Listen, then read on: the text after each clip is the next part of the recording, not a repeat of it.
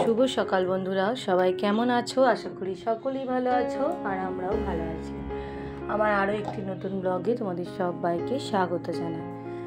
তো দেখো, বাবার বাড়ি ছিলাম, এসে দেখি গাছগুলো না কয়েকদিন ধরে আমার উঠে দেখাই হয়নি। আর এই যে টবের মধ্যে দোপাটির চারাটা দেখালাম, ওটা কিন্তু আমি বসাইনি। সেই কবে একটা দোপাটি গাছ বসিয়েছিলাম, ওইটাই দেখছি মনে হয় কোনো কুড়ি বা কোনো কিছু ওর মধ্যে পড়েছিল বীজ, সেইটা থেকে আবার 3-4টে দোপাটির চারা বেরিয়ে গেছে এই অসময়ে। তো যাক, ভালোই হলো। আর দেখো, সমস্ত গাছ নষ্ট হয়ে গেছে, আবারও নতুন করে করতে হবে, কিন্তু আমি সময় পাচ্ছি না। আজকে জলটা দেওয়ার পর ভাবলাম তোমাদের সঙ্গে একটু শেয়ার করি। তো এই যে দেখছো, একটু টমেটো হয়েছে গাছে, আর এর আগে দুটো হয়েছিল, আবারও দুটো হয়েছে। আর এখানটা হয়েছে ওই কি কাঁচা লঙ্কা, এটাও কিন্তু আমি বসাইনি, ওই যে আনাজ খোলা পড়ে তার থেকেই এই গাছগুলো হয়ে যায় আর কি। তো বন্ধুরা, এখন আমি রান্না করছি।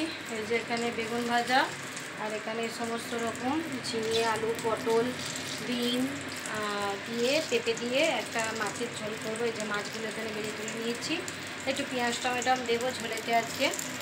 আর ওদিকে আমার ছেলে চুল কাটছে, ওদের সঙ্গে দেখাচ্ছি, মানে ছেলে মেয়ে দুজনকে দিয়ে চুলটা কাটাবো, কদিন ধরেই কাটাবো করছিলাম, হয়নি, বাবার বাড়ি চলে গেছিলাম। তো গরম পড়ছে, মেয়েরও মাথাটায় বিজগুড়ি কী সব বেরোচ্ছে। তো এদিকে চুল কাটিয়ে নেবো, রান্নাটা করি একদিকে। চলো এই যে বাবানকে বসিয়ে দিলাম চুল কাটতে, এরপরে রূপুকে করাবো। যেহেতু রূপুকে ন্যাড়া করাবো, ওই জন্য দাদাকে বাড়িতেই ডাকলাম, নাহলে এই দাদার এখানে গিয়েই বাবান কেটে চলে আসে। আর রূপুকে তো পার্লারে কাটাই, আপনারা আগেও দেখেছেন। এবার এখন যেহেতু রূপু আজকে ন্যাড়া হবে, তাই ভাবলাম বাড়িতেই ডাকি। এই যে প্রথমে তো আমার মেয়ে, ও যে ন্যাড়া হয়েছে বলে খুব কান্নাকাটি করেছে বা কিছু তা নয়, কিন্তু অবভিয়াসলি মনটা তো খারাপ হবেই বলো, এত সুন্দর চুলটা কেটে ফেলে দিচ্ছি। আর সবসময় সর্দি কাশি লেগেই আছে, জানি এটার জন্য এটা কোনো সলিউশান নয় যে চুল কেটে ফেলা। প্রতি বছরই কেটে দিই, তো এবছরেও দিলাম। তা এটাই লাস্ট, এরপর থেকে রূপুকে আর কখনোই ন্যাড়া করাবো না। আমি আসলে দেখতে চাইছিলাম অত চুল কাটছে, হচ্ছে মাথার ভেতরে কি হয়েছে।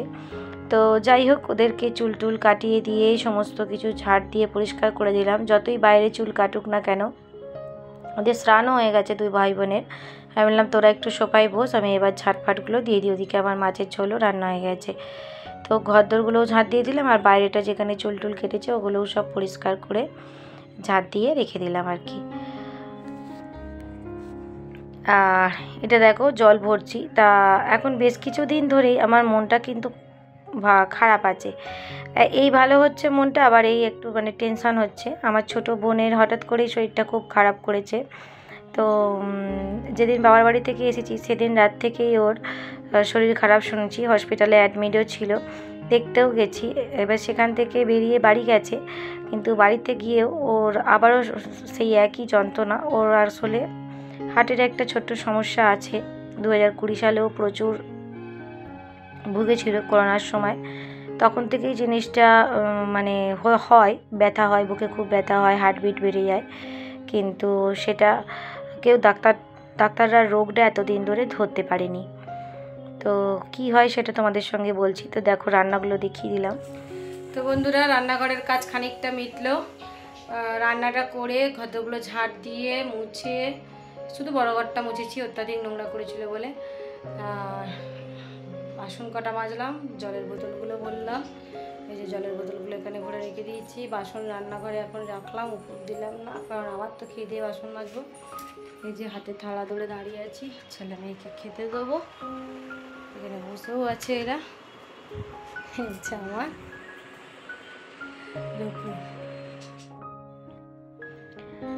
তো দেখো বিকেলবেলাতে মেয়ের জন্য নিয়ে এলাম একটুখানি আইসক্রিম। শুধু মেয়ের একার জন্য তো আনলাম না, আনলাম 4 জনের জন্যই। তো কেননা ন্যাড়া হয়েছে, যদিও দেখছো দেখো এখনও কাশছে, এই আইসক্রিম দেওয়াটাও অন্যায়, কিন্তু ওকে আমি বলেছিলাম ঠিক আছে আমি তোমাকে একটুখানি আইসক্রিম খাওয়াবো। ও সেই পরীক্ষার সময়, পরীক্ষা হয়ে যেদিনকে পরীক্ষা শেষ হয়েছিল সেদিন একটা খেয়েছিল, আর আবারও আজকে একটা। তো থাক, জল খাইয়ে দেবো, ওষুধ দেবো, আর কি করব। তো মাথার মধ্যে দেখেছিলাম যে কয়েকটা অ্যালার্জির মতন চুলকানি বেরিয়েছিল, তা সেটাকেই ভালো করে ওষুধ লাগানোর জন্যই করে দিয়েছি, কিন্তু এটা আর করা যাবে না। আমি প্রচণ্ড বকুনি খেয়েছি, যে দেখেছে, কারণ আমার মেয়ের মাথায় দেখেইছো তোমরা কত চুল, সেই চুলগুলোকে আমি ফেলে মানে অন্যায়ের থেকে না বাড়া যদি কিছু থাকে সেটাই করেছি। তো ও ছোট, কিছু বলেনি আমাকে, মনে মনে তো কষ্ট পাবেই স্বাভাবিকভাবেই, আর সবাই আমাকে বকেছে। তো যাই হোক, এবার দেখো সন্ধে টন্ধে দিয়ে দিলাম ওদেরকে আইসক্রিমটা দিয়ে খাইয়ে নিজেও একটা আইসক্রিম খেয়ে নিয়েছি। এবার সন্ধে যেই হলো একটুখানি সন্ধে ফন্ধে দিয়ে দিচ্ছি। আর ঘরে অনেক দিন ধরেই ধুনো পড়ে না, এবারে বাবার বাড়ি গিয়ে ওই ছোবড়াগুলোকে এনেছি। কেনা ছোবড়াতেও দিই, এবার কেনা ছোবড়াতে না দেখেছি অর্ধেক জলে অর্ধেক জলে না, কি জানি না বাবা, ছোবড়াগুলো খুব শক্ত থাকে। তাই এই ছোবড়াগুলো ধুনো দেখো, ধুনো না দিলেও যদি শুধু ছোবড়াটাই জেলে দিই খুব সুন্দর ধুনো হয়।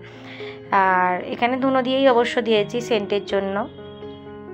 তো ঘরে বাইরে সব জায়গায় একটুখানি ধুনো দেখিয়ে দিলাম। আর এই যে ক্লিপিংটা দেখছো, এই দিনেও ছুটেছিলাম, এই যে যাচ্ছি আবারও, মানে যখন তখন ফোন আসলেই না ভয় লাগে যে এই বুঝি বোনটার ব্যথা উঠেছে। তো আজকেও ওর বড্ড যন্ত্রণা দিচ্ছে বলেই আবারও আমরা পিজি নিয়ে যাচ্ছি। ওদিক থেকে ওর বর, ওই যে ওর বর এসেছে, রিসেপশানে কথা বলছে, আর এদিক থেকে আমি আমার বরের সাথে গেলাম। ওকে এখন ইঞ্জেকশান দিয়ে বসিয়ে রাখা হয়েছে। তারপরে আমার মেজদি এসেছিলো, হাওড়া কদমতলায় থাকে আমার বড় জেঠুর মেজো মেয়ে। এখন মনকে এক্সরে করানো হলো, নানান পরীক্ষা নিরীক্ষা করে আবার ওর দেওর বর নিয়ে গাড়ি করে বাড়ি চলে গেল। তো ওইটুকু ক্লিপিং তোমাদের সঙ্গে একদিন শেয়ার করলাম। এর আগেও আর একদিন ও একটা নার্সিংহোমে ভর্তি ছিল, আইসিইউতে 6 ঘন্টা ছিল, সেখান থেকে আবার এই পিজিতে এরকম আমরা 3-4 দিন গেছি। একদিনের একটুখানি শেয়ার তোমাদের সঙ্গে করলাম, গল্পটা বলছি বলে।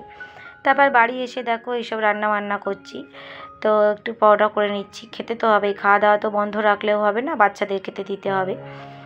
তো আমার ছোট বোনের হয়েছে কি 2020 সালে হঠাৎ করে ওর বুকটা খুব যন্ত্রণা শুরু হয়। এবারে তারপরে ওকে না যখনই ওর ওই যন্ত্রণাটা ওঠে, এত জোর ওঠে, ওকে যখনই কোনো নার্সিংহোমে নিয়ে যাওয়া হয় ওনারা না খুব খারাপভাবেই বলেন, পেশেন্টদের ভয় দেখিয়ে দেয় পেশেন্ট পার্টিকে।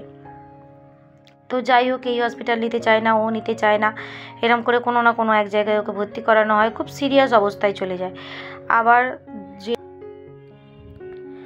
যেটা বলছিলাম বন্ধুরা, তো ওই রকম করে ভর্তি টর্তি থাকে। এর আগে হাওড়ার জইনে আমাদের ভর্তি ছিল 11 দিন, তারপর মাঝখানে ভালো ছিল, ওষুধ টষুধ চলছিল। আবার 2024 সালে ওর একটা ছোট্ট হয়, মানে ওরম তখনও ইঞ্জেকশান দিয়ে ওইরম ভালো হয়ে গেছিলো।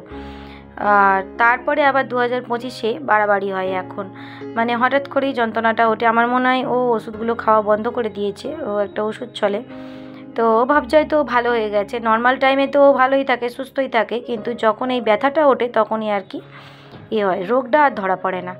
তো এই পিজিতে যেতে যেতে আজকে 2-3 দিনের মাথায় পিজিতে গিয়ে অসুখটা ধরা পড়লো। ওর হার্টে একটা ছোট্ট মাংসের মতন গজিয়েছে, তা ওটাই অপারেশান করতে হবে ডাক্তাররা বলেছেন। তো এখনও তো অপারেশানের ডেট দেয়নি, আর সেটাতেই যাই হোক তার মতনই এখন ওষুধ চলছে। এতদিন তো আগডুম বাগডুম ওষুধ খাচ্ছিল। তো এই সব কিছু নিয়েই মনটা একটু আপসেট হয়ে থাকে সবসময়, যতই হোক একই মায়ের পেটের ছোট বোন ছোট্টবেলা থেকে। আর আমি আর আমার বোন প্রায় যমজ বলতে গেলে, এরমভাবেই মানুষ হয়েছি আমরা, 10 মাসের ছোট বড়। তো খুবই মানে ছোটোবেলা থেকে ও যা করতো আমি করি, আমি যা করি ও করে, এরকমই আর কি। তো যাই হোক, তোমরা যারা যারা আমার ভিডিওটা দেখছো আমার বোনের জন্য প্রে করো, ও যেন তাড়াতাড়ি সুস্থ হয়ে যায়। আর এই দেখো আমাদের ছোট্ট একটা দীঘার ট্যুর করা ছিল, তারই টিকিট ক্যান্সেল করা হয়েছে আজকে। তাহলে চলো আজকের ভিডিওটা এই পর্যন্তই। সবাই ভালো থেকো, সুস্থ থেকো, দেখা হচ্ছে আবার একটি নেক্সট ভিডিওতে। টাটা বন্ধুরা।